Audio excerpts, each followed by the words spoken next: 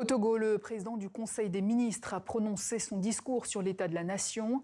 C'est la première fois que Faure Gnassingbé s'exprime sur la politique nationale depuis le passage du Togo à la Ve République et l'instauration d'un régime parlementaire. La correspondance de Flore Monteau. Devant un Parlement acquis à sa cause, Faure Gnassingbé a présenté les grandes directives de sa nouvelle gouvernance. Dans son discours, il parle d'un véritable changement de culture politique qui va changer la vie des Togolais. L'enjeu ici est surtout de faire accepter son nouveau régime parlementaire.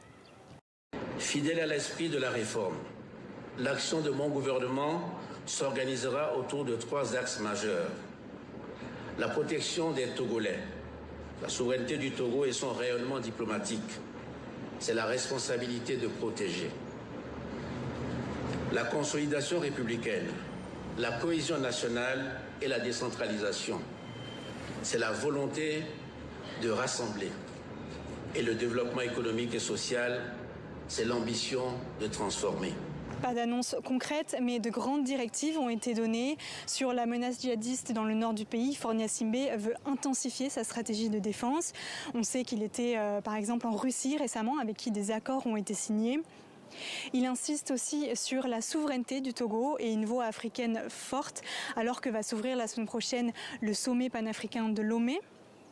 Il prône également la cohésion nationale alors qu'un nouvel appel à manifester a été lancé par le 66, le mouvement du 6 juin, pour le 8 décembre. Enfin, il a parlé de mesures de grâce pour les prisonniers, sans dire si ça pouvait s'appliquer aux détenus politiques, dont 37 sont actuellement en grève de la faim.